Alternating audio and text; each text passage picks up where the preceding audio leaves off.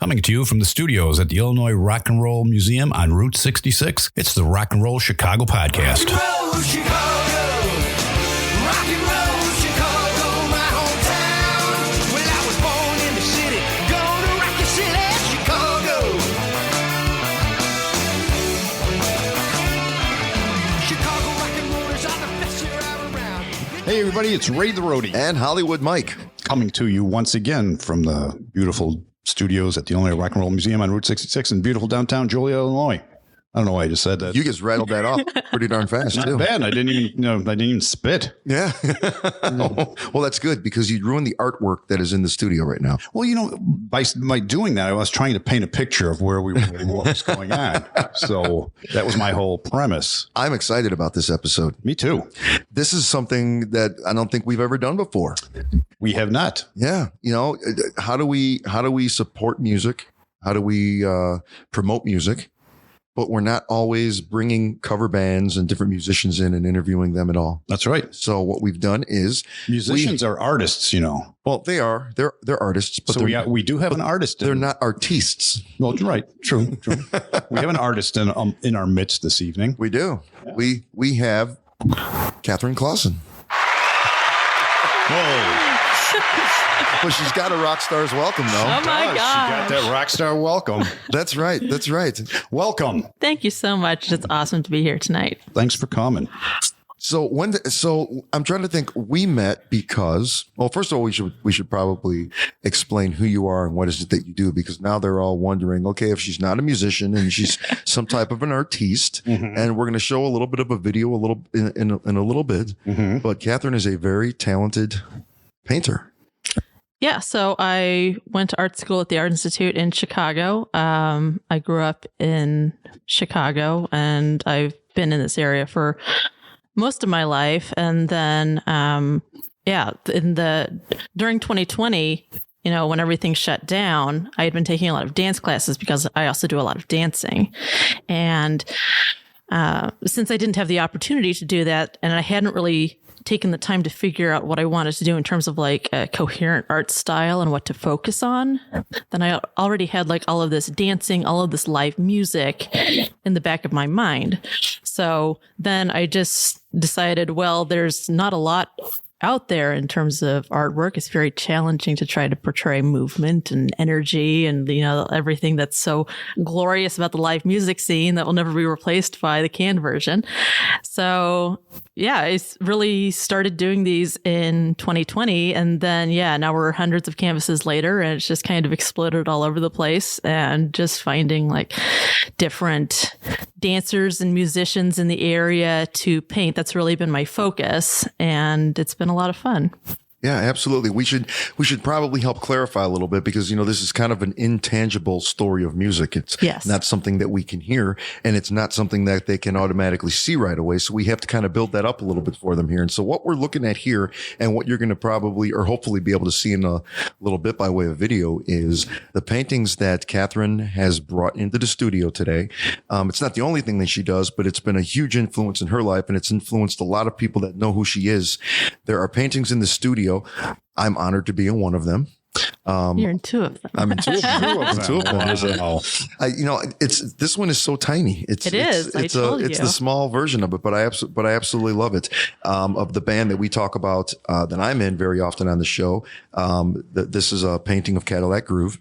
I'm also in another painting where I am just playing in the house band for the open Sunday night sessions, the open jam that goes on at the studio, which we have talked about on this show many, many times. Many times. And around the studio here, there are images of people who we've actually interviewed. Jesse Perez is in one of them. That's right. Rosie and the Rivets. Laura, who's also the owner of the studio, is a singer in The Simple Remedy. And right behind me over here, just a few weeks ago, we interviewed the Hurricane Project, and there is a painting here of the Hurricane Project as well. So I think episode 124. Yeah, I think it's really cool that the people that we've interviewed and the people who participate in music and bring live music to the people are immortalized forever in one of Kathryn's pieces of art here. I find fantastic. I find it kind of humorous though that Cadillac Groove is a 9-piece band, and it's the smallest canvas. She wasn't sure if she liked this yet. Well, I'm going to fix that. I'm definitely going to do a larger painting of them later. But this is the reason for this one. So it's an 8x10 and it has a lot of figures in it that are very small. But I was doing a series of paintings based on my dance group, the Lockport Swing Thing. Right. So we have been at many different locations in the last 7 years since we started, because we've never charged for admission. And we also like to go to different places where there are bands playing and just say, okay, we're going to dance. We're going to get the crowd dancing. So I was doing a series of small paintings that are all this size, showing the different locations that we've been at. And I decided, okay, well, I want to include Cadillac Groove in there because that was such an awesome night. They were playing up on the gazebo. They come down the stage. They're like boogieing around with everyone while they're dancing in the grass, and Mike's like climbing up on tables, and it's like, good grief. My life is a musical right now. You know, for the people that say that that's not realistic, it's like, well, clearly you haven't partied with the right people. You haven't been to a Cadillac Groove show, because this just blows the roof off everything. Now, do you do these from memory, or you take a photograph, or what? There are definitely photo references involved and also video clips, but it also just captures like my general sense of the place and memories from being there. So, yeah, so all of these are based on like places that I've been and pictures that I've took, and just remembering like what my impression of it was. So I find myself in a very privileged position in a way, because it's like, as a dancer, I get to be in all of these amazing places and see all of these really cool bands. And it's like, well, I want to show other people how awesome this is, how awesome these people are, how awesome these places are.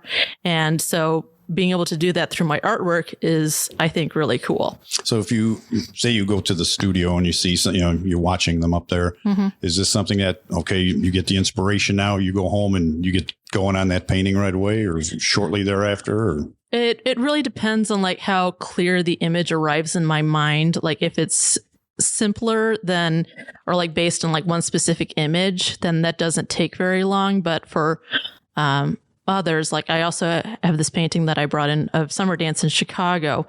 So that's based on a large collection of things. So it took a few months to kind of plot it out and block it out, almost as if it was a musical number, to decide where everything is going to be, because it's not just based on one simple thing. It's like, oh, I have like this half-baked idea. It might take a while to marinate. Okay. Let's do this. Okay.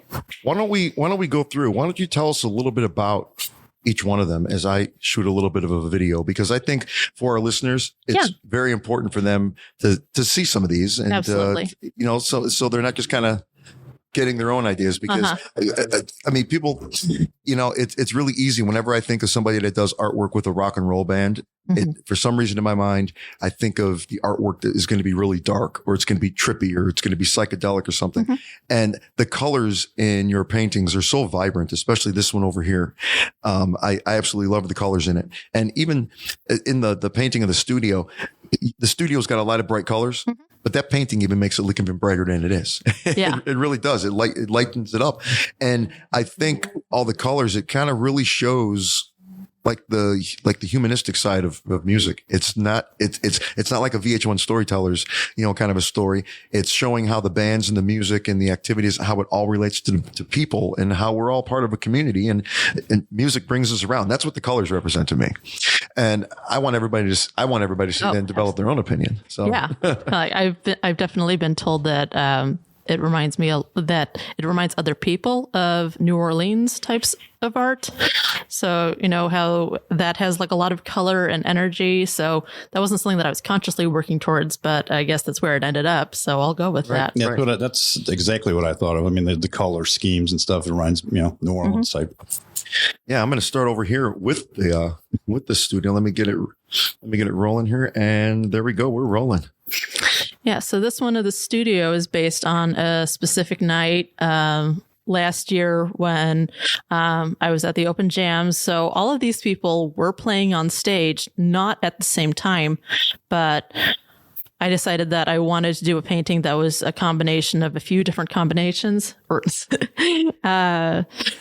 Yeah, so I had put that together. I had known that I wanted to do a painting of the studio, and then just deciding like, what's the right moment? What's the right configuration to put on there? And I was really happy with how that turned out. And I brought it to the studio for Mike, and it was a big surprise. And now, now it's on display up in the hallway. Laura's very proud of it, and it's just really cool to have that up there. And I have to say that the painting that you are looking at right now, that is the original. And it is on display normally in my living room. Kathryn gifted me with this painting here. And it was probably the first time in my life that anybody's presented me with a gift. And I almost cried in front of about 50 people. It was very heartfelt and very warming for me. Aww. And then I bought Laura a copy of it so she could hang in the studio. But I brought this from home today. Yeah, and then the next one up, we have Rosie and the Rivets playing at Club Arcata in St. Charles, which is a really cool restored speakeasy that they have on the 3rd floor of the Arcata Theater. They've put a lot of work into restoring that, and Rosie and the Rivets is more of a rockabilly vibe, so they love it when people can come out in different vintage costumes and things. And so this is based on a night that I was there with some of my friends, so I'm in the painting, actually. I'm dancing in front of Rosie with the red pants. And then when I was working on it, so at the last minute, originally I just had Rosie and Frank were the two lead singers. I had them playing up on stage. And then I decided, I kind of want to fill the space because there's like this little blank space over on the left, but I didn't have enough time to actually put the drummer on the front. So what I did was I painted him on the side so you can see him on the side of the original painting, but he's not going to show up in any of the prints. And it's a friend of mine, Derek Martins, that I've known for a long time. And so it was just funny to be able to tell him, it's like, sorry, Derek, you get to be on the side of the painting and no one knows you're there. That might become something that people want to be. Yeah. They want to be on the side of the painting. Only privileged people. Yeah, they're like, no, I don't want other people looking at me. I just want to see it for myself. Right. It's a secret. Yeah, so this next one, so the band isn't the band that was actually playing there that night. So, but this is Chicago Summer Dance. So this is the largest outdoor dance in the country, where they have live musicians playing in Grant Park in downtown Chicago throughout the summer. Every Wednesday through Sunday, they have different types of bands, Latin, different ethnic groups, jazz, blues, and it's just this amazing, colorful, vibrant celebration of life and being in the city and being in a musical. And so I worked a lot on this one to make sure that I had it correct. I repainted the sky several times because I knew where I wanted it to end up, and it took a while to get there. And I was working on it during COVID, where it had been closed down for the last couple of years, so I couldn't actually come back while I was working on it. I could, but it wouldn't be the same. So I finished this last summer, and then a month later, then there was a band playing, so I went there with my friends, and I was just thinking in the back of my mind, okay, well, this is how I remembered it at the time. Have I really done it justice? Is it still going to be that way? Because, sometimes you come back to stuff and it's like, oh, it's not how I remembered it. It's like, okay, it's still the same. So it's just this very hopeful, uplifting, validating experience of being able to look at it and say, oh yeah, I know this place. I have captured it accurately. It's still the same. We're going to go on. We're going to get through this. And over here, the only one where I kind of said the colors were very vibrant, but this one, is a little darker, but it is so fitting because it's Al Spears and the Hurricane Project playing some fantastic blues. And it's almost fitting that there's a blue hue over everything. That's right. It just has to be. Yeah, so that one is set at Johnny Blitz's in Westmont, and Al and I had been talking for a while about wanting to do a painting of the band. And when I saw the reference photo for this one, I was like, Al, this is the one that we're going with. And the guys love it. They love seeing themselves captured. And it was definitely a unique challenge for me because usually I like to have such a huge array of colors. So just trying to figure out, okay, what can we do with very little, it's this mind bending exercise in a way of like, well, it still has the same depth. It still has a lot of vibrancy, even though it's almost monochromatic. So that one was definitely a lot of fun to do. And I mean, I have a lot of favorites, but that's definitely one of my many, many favorites. Yeah, no, it's great. I mean, it catches the whole sense of the blues. I mean, the darkness, the blue. I mean, in the old days, you'd go to Buddy Guy's lounge or something, and it's smoky, it's dark, and I'm even seeing the smokiness in there. Yeah, yeah. So Buddy Guy's is actually a place that I want to do a painting of. So right now, what I'm doing is I'm collecting and working on a set of paintings that's going to be different bands playing at different places. So so similar to what we have here, but I want to make it into a whole series. So that's been really fun because it means that I also get to talk to the bands and say, okay, what's a place that means a lot to you? Where do you want to be?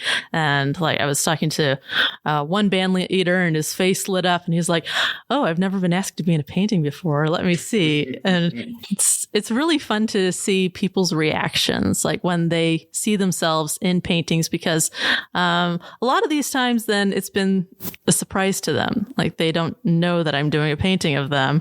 And or I'll usually tell them at some point, is that because I want to make sure that I have their permission. It's like, this is something that I'm working on. I want to make sure that you're happy with it.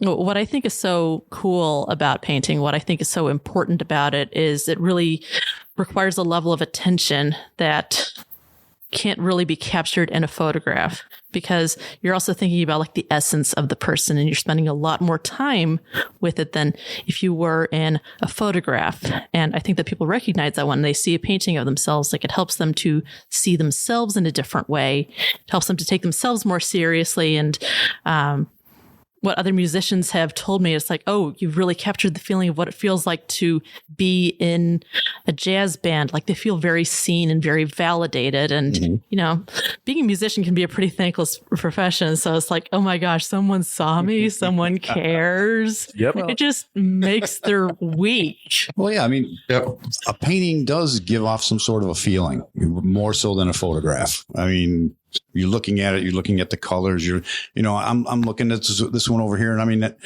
I know they're standing still, but I could see them moving. I could see them, swaying to the music and, and you just get a feeling from it.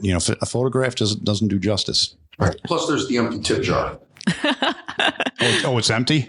Yes. We have to be true to life. Yeah. My favorite detail in that painting right there is, if you guys can see that, is right there. There's a little glass fishbowl, and we have that out there for every open jam. And actually we do pretty well on occasion, but every once in a while it comes up empty. And so she put it. I just think it's great that it's empty in this painting. Oh, it's real. It captures the pathos of the real. blues. It's real. And then last but not least, I put this one on camera a little bit. Here's the little Cadillac Groove painting here. This is about 8.5 by 11. It's 8 by 10. 8 by 10. Yeah. So it's even smaller. Great. Yeah. Yes. Nine guys in a band on the smallest canvas. Gosh, I can't even get that extra 1.5 inch. Jeez. But that's it. That's it right there. Yeah. This was the first one that I've seen, and the first one that she presented to us. That's great. I think we all have copies of it too. So very amazing. Cool. All right. We're going to stop that. So when did you start doing this? Yeah, that's what I was going to ask. Start painting in general?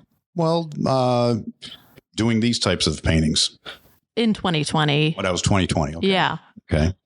Because this kind of painting, like it's a lot of work. Mm-hmm.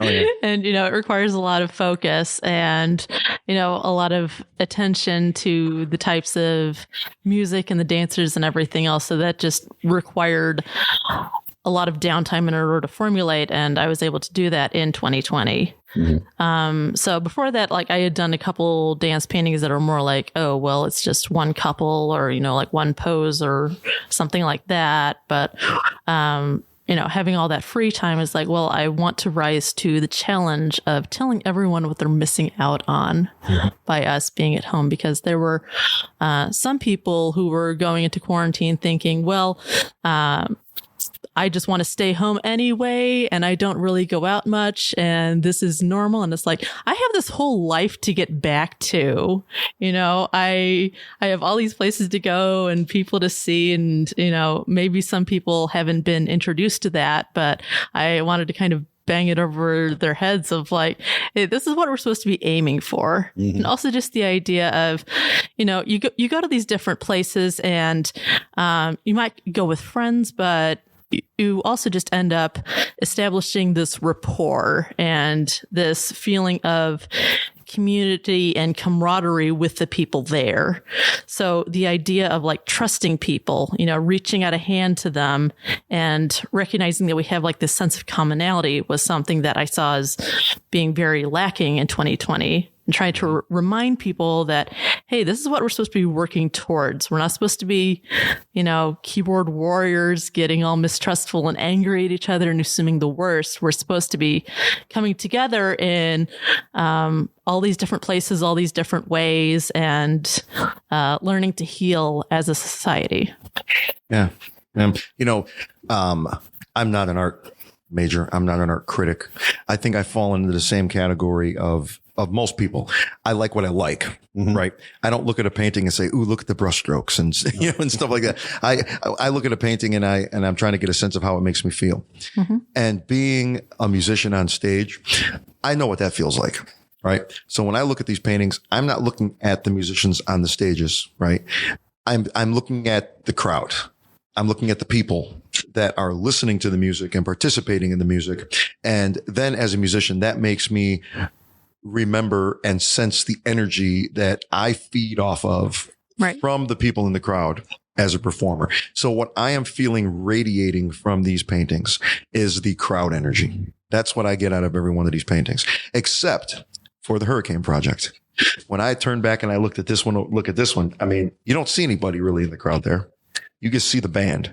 Right. And I just see, I look at this painting and I feel like I'm in the middle of watching a documentary about Robert Johnson. Mm-hmm. Right. Yeah. I'm seeing blues is just oozing out of the canvas. Yep. It really is. It gives me a completely different feeling. I've never heard of anybody choosing this idea or this concept and turning it into their choice turning it into their medium. I've never heard of it. There's photographers around that will go around and take pictures of bands, mm-hmm. and they'll always come up to us after shows and say, "Hey, I took pictures of you. You can buy them from me if you like." And it's like, okay, thanks. They don't all do that, but some of them do that. But I don't know of anybody that's painting and just going around the local music scene and doing this. I don't. I absolutely love that you do it. I really do. I can't tell you how much I enjoy your work and what it is that you do for everybody. It's definitely an untapped market, and that was part of the reason that drew me to it. So starting off with painting dancers, because so far that has been mostly what I've done, dancers, and they don't always have musicians involved. But a lot of dance art that's out there is either ballroom or ballet. So it's this very idealistic version that people put on their walls, and they're like, well, that's aspirational. It doesn't draw me into the scene. It's like, if I was skinnier or sexier or whatever, like maybe I could be like that if I could ever figure out how to stop having 2 left feet.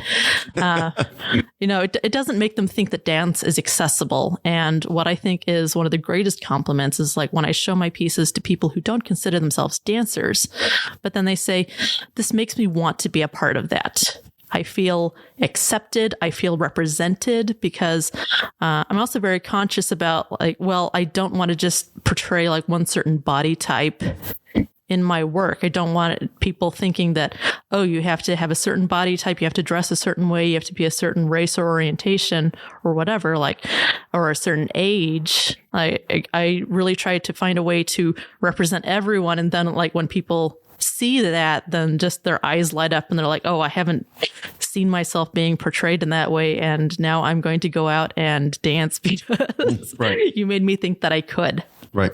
And let's talk about that for a minute, because you mentioned you have a dance group. Yes. And ironically, they dance at the Roxy. Uh-huh. And we will be visiting with Jess from the Roxy. From the Roxy in a next few week. weeks. Yeah, in a few weeks. Yeah, absolutely. Tell us how that all started. So Jessica is the manager of the Roxy, and as of the last couple of years, but before that, starting in 2015, she and her dance partner, RJ, started a dance group in Lockport. It was free of charge because our friend Georgina came up to them in Delwood Park and she said, I want my kids to learn how to dance, and I see you guys dancing around to the band. Like, would you be willing to teach them? Wow. And they said, absolutely. So then Georgina just invited like all of her kids and all of their friends, and like started out with just free dance lessons in Delwood Park in Lockport in the band shell. And then they moved to the American Legion. We were there for a couple of years. We've been to the VFW, a lot of different places around town. And we landed at the Roxy in 2019. And we finally had like a permanent place so we could be every week. So then we started putting together like different lessons of like, okay, like we can settle down and like we get our footing under us. Cause before that we were like telling people, oh, well, we'll be this place this week. And then we're trying to figure it out after that. But, you know, being able to have a permanent place was amazing. And everyone was like, okay, we're good. So we landed in like July 2019, and 6 months later. Right. So these are, I mean, you're teaching people how to, it's not ballroom dancing, it's swing dancing. It's a little bit of everything, really. Yeah. So it's mostly swing. So it's designed to be done to jazz and big band music, but can be done to a lot of other styles. It's free of charge. It's open to everyone. And we really make a focus on trying to be very welcoming and accept everyone where they're at and figure out what they want to do, rather than trying to sell them on some type of, you know, ballroom type plan of like, oh, we want to make sure that you have the correct form and that you sign up for the next 14 lessons and, you know, we're going to correct you and whatever. It's really a matter of wanting people to be in love with dancing and carry that into wherever they are. Right. And do you guys get together on Sunday nights? So we have classes on Tuesdays, and on Sundays, then we have a lot of live bands frequently. Oh, right. So we have live bands, like we have 2 this week. Okay. So there was Shout Section Big Band playing last night, and then on Thursday, Mr. Lucky and his Orchestra. Tomorrow, we're going to be playing there. So a lot of times then we're there for different band nights, and then, you know, we'll often come over to the studio to keep the party going. Yes, exactly. And that's how I found out about the dancing, because all of a sudden tables get pushed away, the crowd splits like the parting of the Red Sea, and all of a sudden there's like 8 people in there and they're all swing dancing to the music of the people that are there for the open jam, just playing whatever comes to mind. And that's how I found out about going on down the street. Yeah, so we actually used to have dance classes, like blues dancing. We were teaching that back in 2019 at the studio on the 3rd Thursday. Mm-hmm. We're not doing that currently, but when I moved to Lockport last year, then I came into the studio and I hadn't been there for a couple of years, and Laura saw me and she's like, oh my gosh, you're from the dancer group. Like, she wasn't even owning it at that point. She was just a bartender. Right. And she was like, I remember you guys. When are you coming back? And she's always been like so incredibly welcoming and lovely. And, you know, she loves having us there. And it's like going to a relative's house and hanging out in their basement is just such an amazing atmosphere. So like that was the real reason for like why I wanted to do a painting of the studio, because Laura was being so amazing and Mike was being great. And it's like, well, how can I give back? Because you guys are just like hauling ass out there and being amazing to everybody. Well, you are giving back to create what you create. You're giving back to, let's face it, the musicians in this community, in this area. I mean, we consider what we're doing giving back. People don't look at it that way, but yeah, when I get up on stage and I'm with my band and we're entertaining a crowd like this in Lockport at the car show or when we played the Roxy and places like that, it's like, yeah, okay, we're on stage and we're entertainers, but for that 2.5 hours or 3 hours that we're there, we hope that we're making everybody forget whatever was shitty going on in their life earlier that day. We're there to make everybody feel a little bit better. I think you are doing this not only in your paintings, but the fact that you offer those free dance classes for people. That's got to be an amazing form of exercise and stress release for a lot of people that really need it. It really is. Yeah. Like it's this whole body experience, and it's really healing and cathartic. And you see these people that are just like struggling through stuff for the first time, and they usually come in with this mental block of like, oh, I can't do that, I don't know. And then it's like, okay, we're all friends here, there's no judgment, we just want you to have fun. And there's like a basic step that like we'll coach you through, and it's all okay. And like when it sinks in for them and you see their face light up, it's just this amazing thing. Like you realize that they are learning about themselves, like something that they didn't realize that they were capable of, that they're able to express joy, that they're able to, be around people, be a little bit more trusting, a little bit more accepting. And it's just like this paradigm shift that's happening. Yeah. Yeah. And being free, I think, is a big thing too, because paying for dance lessons and they're not sure if they can dance, that adds more stress to now I have to learn something. I've got, I just paid somebody this much money for 20 lessons. I got to learn. Right.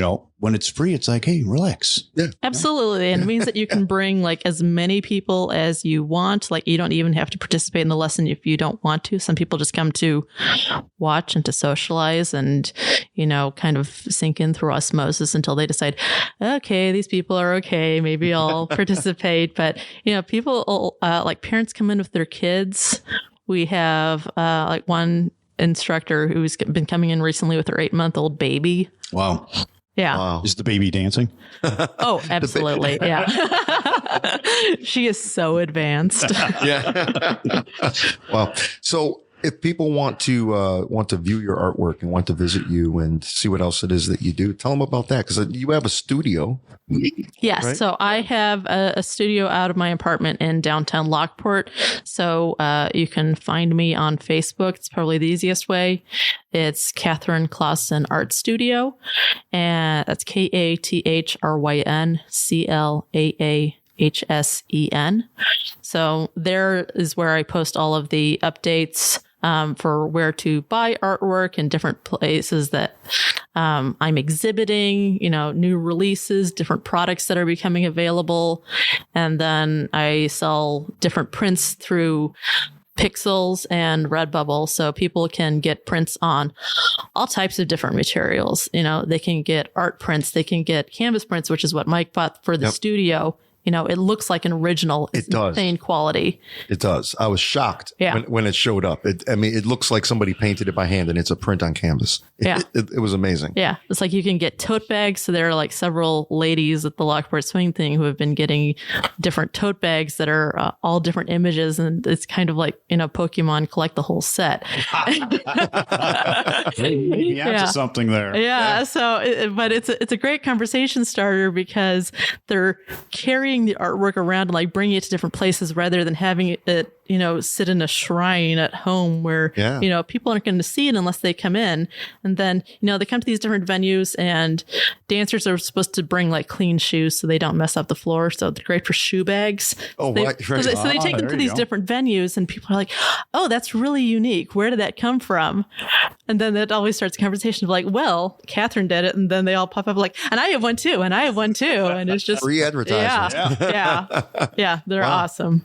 Do you have any exhibits coming up?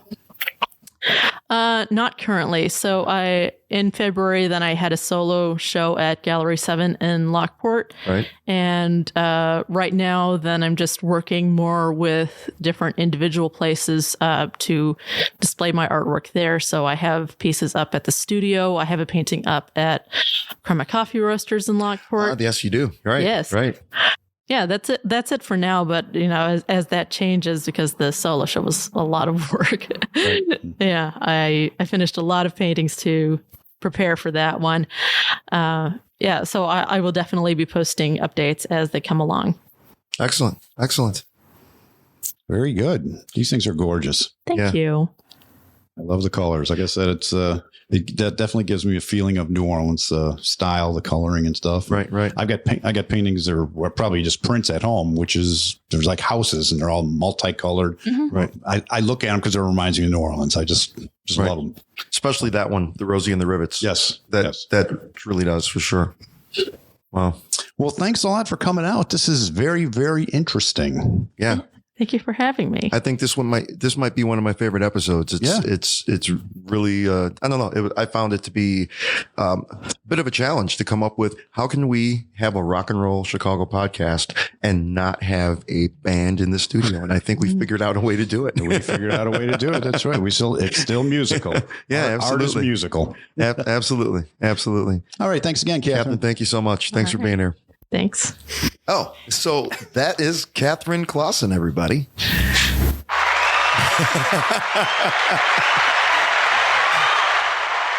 I hope the video comes out because I think people really need to see her work, and I hope we'll figure something out. Hope they go to the website in Hobit and take a look and see what she's doing and participate in, I guess, the joy that she's creating in her artwork from music. That's right. And I got a little bit of joy when you mentioned that you really like this one of the Hurricane Project, and right. and you get the sense of Robert Johnson. Right. And on this day that we recorded this interview, today is Robert Johnson 112th birthday. How did I not know that? I don't know, but I knew it was his birthday. Amazing. Yeah, today's his birthday. Well, everything works out for a reason. That's right.